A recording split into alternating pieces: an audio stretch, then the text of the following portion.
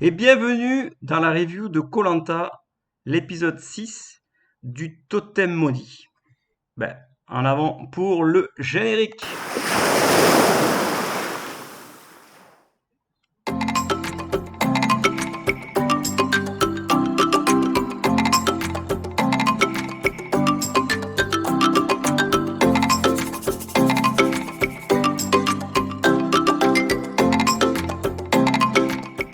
Qui va mouiller le maillot?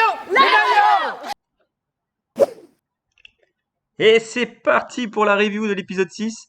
Alors, cet épisode 6 a été quand même un petit peu mouvementé. Pas tant que ça, été un épisode classique de koh je voulais revenir d'abord sur le fait que je ne fais pas de live. Alors, pour l'instant, c'est vrai que je ne fais pas de live, c'est vrai.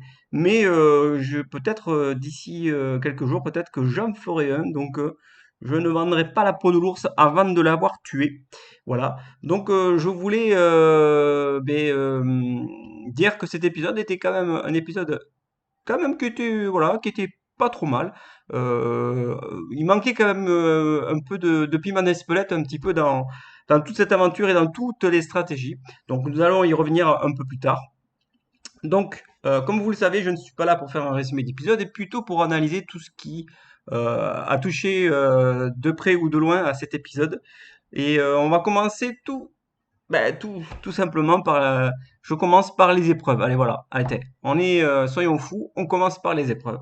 Alors, il y avait bien sûr, on va pas le faire dans l'ordre, ben voilà, hein, comme vous voulez, c'est pas trop gênant. Ben, on va commencer par la première épreuve, arrêtez. L'épreuve de la poutre, sur laquelle donc tous les participants étaient donc entassés les uns à côté des autres. Et il devait passer entre les jambes de tout le monde pour arriver de l'autre côté de la poutre. C'est une épreuve qu'on a déjà vue dans les éditions précédentes. Et moi j'aime bien cette épreuve. Moi sincèrement j'aime bien cette épreuve parce qu'elle fait preuve de cohésion et de stratégie de la part de l'équipe. Et force est de constater que les jaunes ont eu quand même beaucoup plus de stratégie sur ce coup-là, en fait. Et ils ont très bien compris, en fait, le positionnement. Donc, pour les droitiers, de se mettre plutôt de dos et d'aller plutôt sur le côté droit. Voilà. Bon, il y avait quand même des petites stratégies. Donc, à la vôtre, je vais éternuer. Pardon. À la vôtre. Et la technique qui a été employée par les jaunes était quand même beaucoup plus efficace. Au début, ça s'est pas ressenti. Mais le fait de mettre les plus gros gabarits à la fin de la queue leu était quand même une bonne stratégie. Ça, c'était le premier point. Et après, c'est la façon d'attaquer la poutre et de se mettre par rapport aux autres. Je pense que les jaunes étaient vraiment au-dessus. Et donc, voilà. Il n'y a pas eu photo, il n'y a pas eu de suspense réellement sur cette épreuve, hein, voilà. Après, c'est comme ça, hein. Il y a des gens qui n'aiment pas quand il n'y a pas beaucoup de suspense entre les deux équipes. Mais voilà, c'est le jeu, c'est un jeu, hein. Donc, il faut bien gagner en perdant. Et si le perdant n'y met pas du sien et qu'il n'utilise pas la bonne stratégie pour gagner, bah, c'est sûr qu'après, ça fait d'énormes différences à l'arrivée. Voilà, que dire de plus? Eh bien, on a vu l'image, la fameuse image entre Olga et Yannick, voilà, qui en début d'épisode était vraiment était un peu tendu entre les deux parce que le dernier conseil avait révélé quand même des fragilités entre les deux, deux aventuriers. Et ils se devaient de terminer tous les deux sur cette épreuve et ils ont fini tous les deux collés et unis pour montrer que au-delà de cette mésentente du jour précédent, et ben, quoi qu'il arrive, la couleur jaune est toujours là et ils ont gagné l'épreuve tous les deux à la fin. Et franchement, c'était une belle image, celle de la fin. Moi, j'ai bien aimé.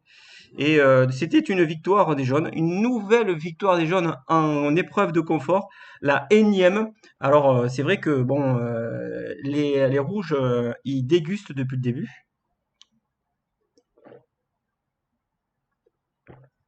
Voilà, ils dégustent et après c'est parce que les rouges sont meilleurs sur des épreuves de puzzle en fait.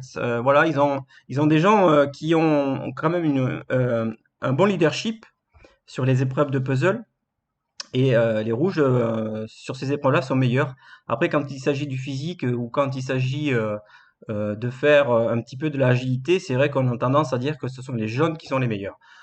Bon, après, dans 15 jours, nous allons avoir la réunification et après, ça sera des épreuves individuelles. Bon, après, voilà, hein, c'est pas non plus très catastrophique. D'ici quelques temps, nous verrons de nouvelles équipes individuelles et nous verrons sans doute les meilleurs. Il va rester les meilleurs, je pense.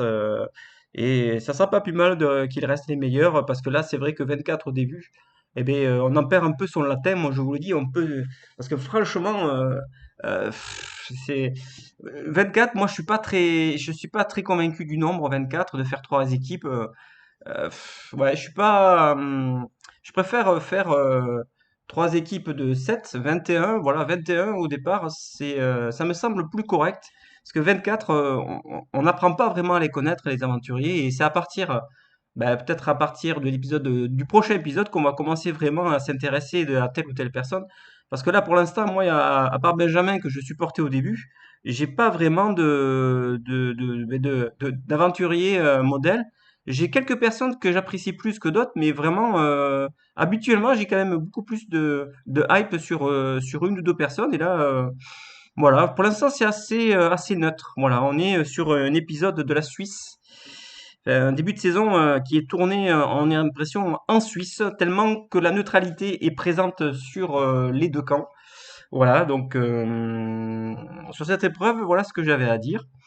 Sur la deuxième épreuve, l'épreuve donc de la porte des étoiles, voilà, la fameuse porte en forme de puzzle qui devait construire sur un espèce de anneau, un grand anneau.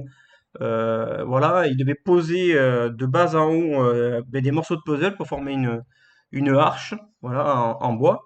Et donc on pouvait croire au tout début que les rouges avaient largement le dessus sur l'équipe des jaunes, parce que les rouges sont des spécialistes des épreuves de puzzle.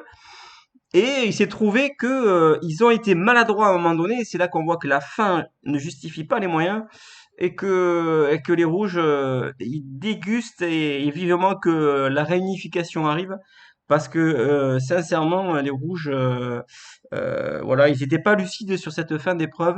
Ils méritaient plus, mais bon, voilà, c'est toujours pareil, c'est cette épreuve, il faut la faire jusqu'au bout.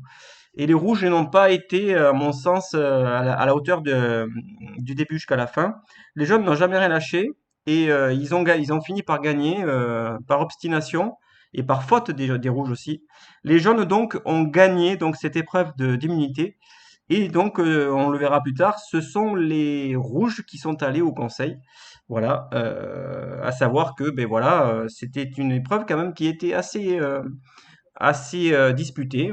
Voilà, à comparer avec l'épreuve de la poutre, je trouve que l'épreuve de la hache, là, du puzzle en forme de porte, était quand même vraiment bien fait. Moi, j'ai bien aimé, j'ai bien aimé. Je trouve que cette saison, on continue sur cette même dynamique d'épreuves. Ce sont de belles épreuves, je trouve. Voilà, ça sera pour moi le point fort de cette année, de cette nouvelle saison, ce sont les épreuves. Je trouve que malgré les intempéries qu'il y a eu, malgré la pluie qui est tombée depuis le début de la saison, maintenant, bien sûr, on est allé arriver quand même à des journées beaucoup plus ensoleillées. Et malgré ça, ils ont fait quand même de belles épreuves. Et je tire mon chapeau à LP pour avoir redressé la barre par rapport à ça, rien que par rapport aux épreuves. Pour le reste, on verra plus tard. Pour l'instant, on ne peut pas dire que cette saison va nous faire oublier la saison précédente. On ne peut pas dire ça pour l'instant. On en attend toujours plus de cette saison, voilà, parce que pour l'instant, on est un peu sur notre fin. Voilà, c'est tout ce que j'avais à dire au niveau des épreuves, pour dire que, ben voilà, c'était plutôt pas mal au niveau des épreuves.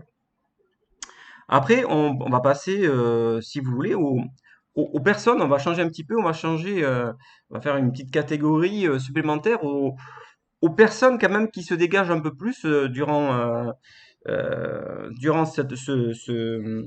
cet épisode. Voilà, on a quand même voilà deux personnes, deux antagonistes, Yannick et Olga, qui au début de l'épisode, voilà, s'expliquent vraiment en tant qu'être humain, c'est bien, c'est plutôt pas mal ça. C'est bien parce qu'ils auraient pu rester sur le truc et puis parler à distance et s'en mettre plein la gueule à distance. Et puis non, ils ont choisi de se confronter l'un de l'autre. Et c'est plutôt bien. C'est plutôt bien, c'est ça que j'aime bien, moi. Même s'ils sont jeunes, ils ont quand même la volonté de discuter, d'arranger les choses. Et c'est plutôt bien. Voilà, je mettrai un petit rayon de soleil un petit peu sur Olga et Yannick, voilà, parce qu'ils ne méritaient pas qu'on parle comme ça sur un sujet un peu tabou. Enfin, bref, il n'y avait pas de raison de parler comme ça suite au conseil. Voilà. Que dire? Alors, faire un cœur énorme à Stéphanie. Voilà, c'était parce que voilà, Stéphanie, elle n'a pas vraiment eu beaucoup de chance. Parce qu'elle n'a pas participé finalement depuis le début de l'aventure à beaucoup d'épreuves, elle a tiré la boule noire au rééquilibrage des équipes au moment de faire les épreuves. Et bien sûr, elle a tiré la boule noire. Et quand on tire la boule noire, on ne participe pas à l'épreuve sportive. Stéphanie, elle en a tiré 5 d'affilée, donc effectivement, c'est un record égalé. Et bon, il sera pas dépassé le record puisque de toute façon, elle est éliminée définitivement de l'aventure, à moins qu'il y ait encore un abandon. J'en doute énormément, ça serait juste énorme qu'il y ait un abandon. Et après, je voulais revenir un petit peu sur cette histoire, donc bah, voilà, de Stéphanie et de sa fameuse boule noire. Alors la boule noire, moi, à partir de la première boule noire, moi je vous le dis sincèrement, à partir de la boule noire, la première boule noire, moi la boule noire, je l'aurais fait bouffer à Denis, quoi. Enfin, je veux dire, au bout de la deuxième boule noire, je lui fais bouffer à Denis, parce que sans déconner, c'est inhumain de pas faire jouer les gens alors qu'ils viennent pour faire des épreuves sportives et pour se confronter, et ne pas en faire 5 d'affilée. Enfin, c'est super frustrant. Alors je trouve que la règle de Survivor est de dire, voilà, si on tire une boule noire, eh ben sur l'épreuve d'après, on est censé obligatoirement pouvoir jouer parce que je trouve que c'est quand même inadmissible qu'on puisse pas participer.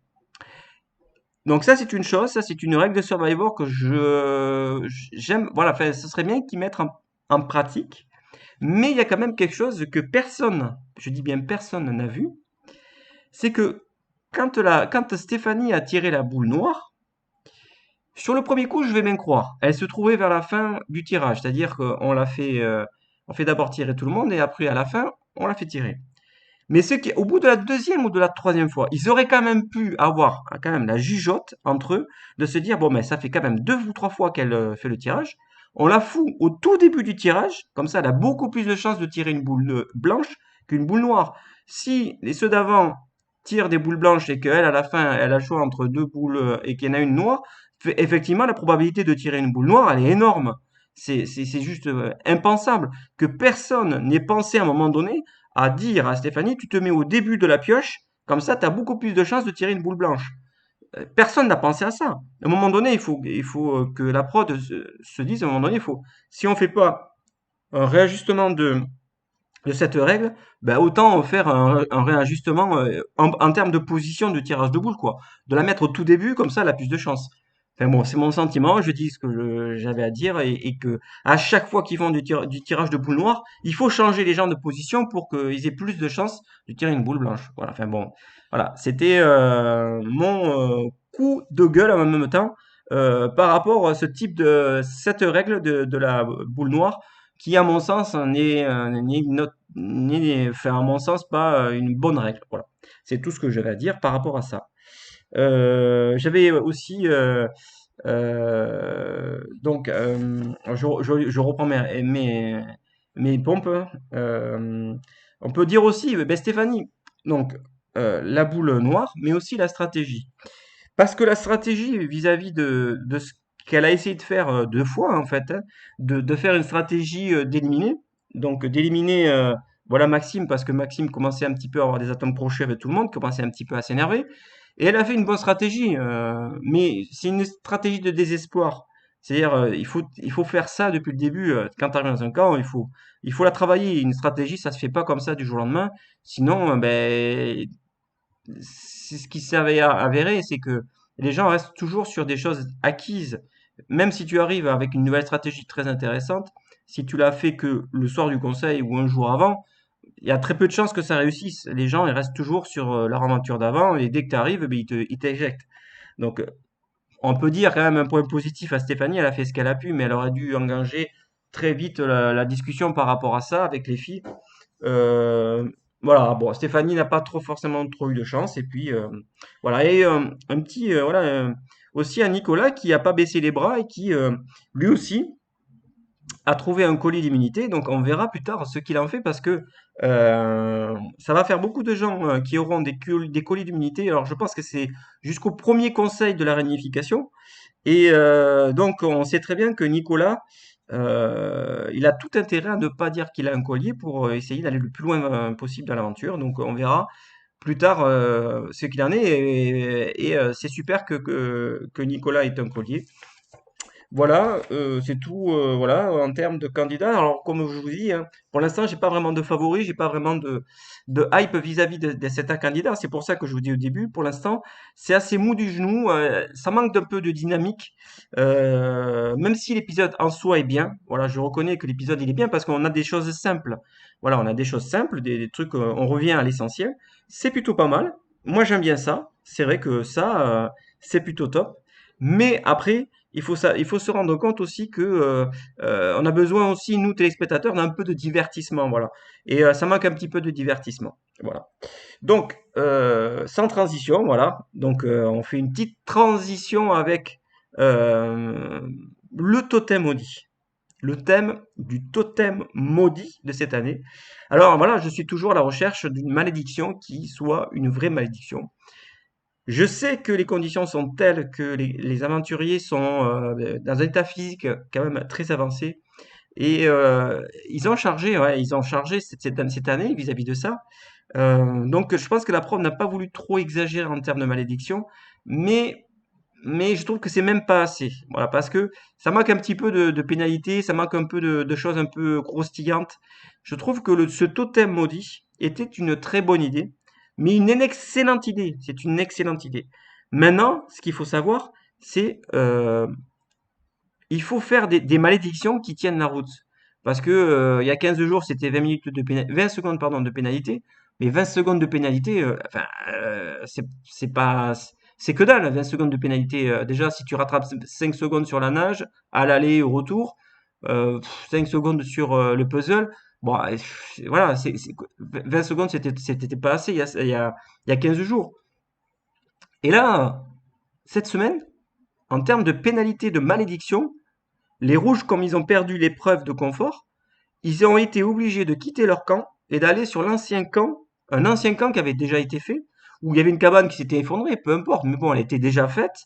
Le trou pour faire le feu était fait. On leur donne la pierre à feu. Donc, on leur donne la pierre à feu. On leur donne une cabane à réparer, mais qui n'est pas beaucoup à réparer. Ils ont l'eau potentiellement. Donc, sincèrement, je vois pas où est la malédiction dans cette punition, quoi. Enfin, et je m'interroge un peu voilà, sur la malédiction et sur ce rôle du totem maudit qui, pour moi, perd de sa valeur.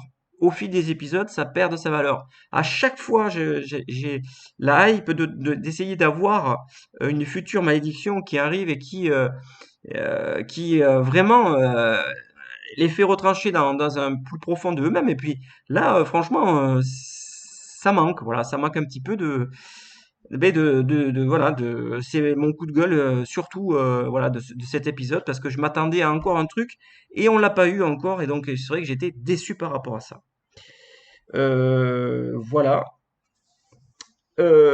Juste au niveau des stratégies, je voulais revenir au niveau des stratégies. Il y a beaucoup de stratégies qui sont en sous-entendues qu'on verra peut-être plus tard. Et celles les rouges en fait, auront peut-être intérêt à envoyer donc soit Olga, soit Yannick aux ambassadeurs, parce que c'est dans 15 jours, donc il faut pas oublier au niveau des ambassadeurs, parce qu'ils savent très bien que Olga et Yannick, il y a une mésentente entre les deux. Donc forcément, s'ils envoient Yannick aux ambassadeurs, ils peuvent le pousser à éliminer directement Olga. Donc ça peut être une stratégie intéressante, voilà, chez les rouges. Voilà. Il y avait aussi le fait que dans le générique, Le montage est tel fait que peut-être que ça sous-entend que Ambre a gagné cette saison. Alors c'est peut-être un montage qui est et on voit un seul vainqueur et Ambre qui voilà juste derrière. Soit le monteur et joueur il nous donne déjà le vainqueur sans qu'on s'en rende compte, c'est possible, hein. C'est arrivé, je crois, sur des saisons et ça serait marrant.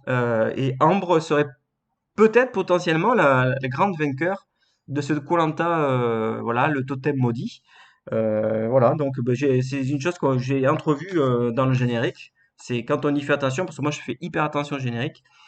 Et voilà, aussi, mes coups de cœur aussi, c'est au niveau cette année, au niveau des spoils. C'est vrai que cette année, au niveau des spoils, on a été vraiment très protégé. Donc merci à LP, quoi que qu'on dise, hein, ALP donc a, a quand même serré la vis l'année dernière par rapport à ça.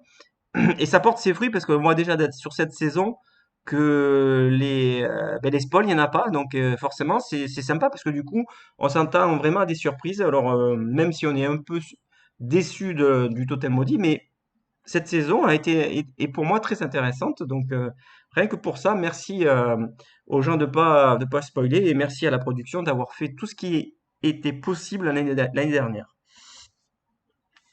Voilà. Qu'est-ce que je voulais dire de plus? Je vais donner ma note. Alors voilà, c'est peut-être une vidéo qui va durer peut-être un peu moins longtemps que les reviews des épisodes précédents, mais c'est parce que l'épisode n'était pas très rythmé. Il y a pas beaucoup de choses dans cet épisode.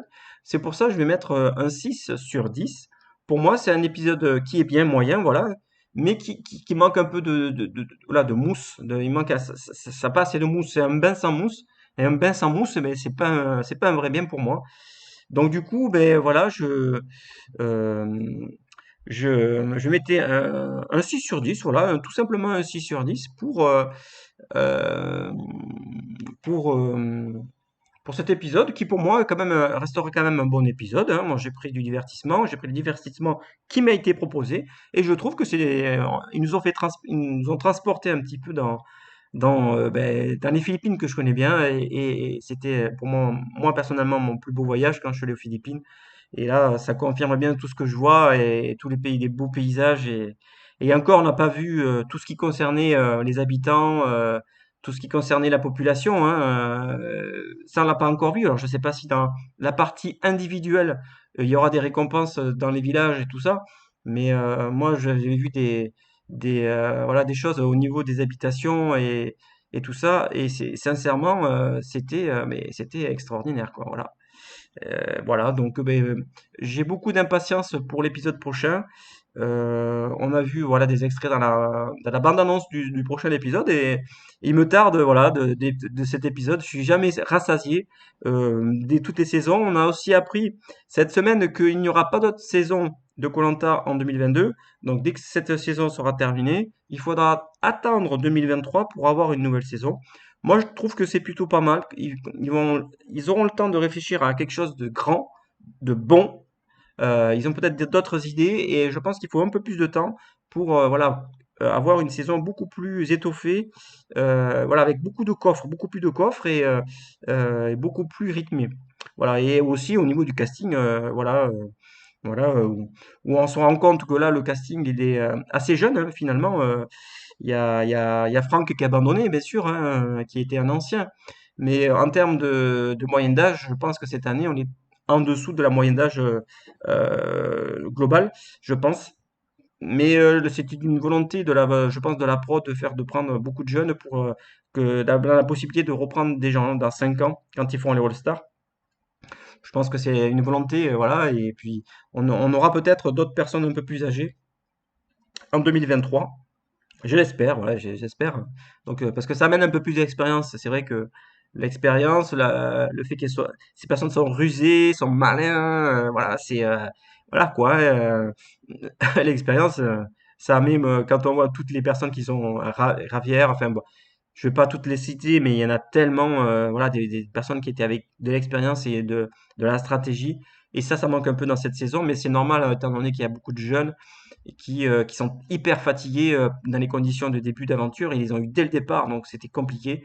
Donc je remets pas la pierre du tout aux aventuriers. Ils ont fait une aventure extraordinaire, dure, compliquée, et il faut pas l'oublier. Voilà. Ben écoutez, je vous souhaite donc de passer un bon week-end, voilà, de penser à tout le monde.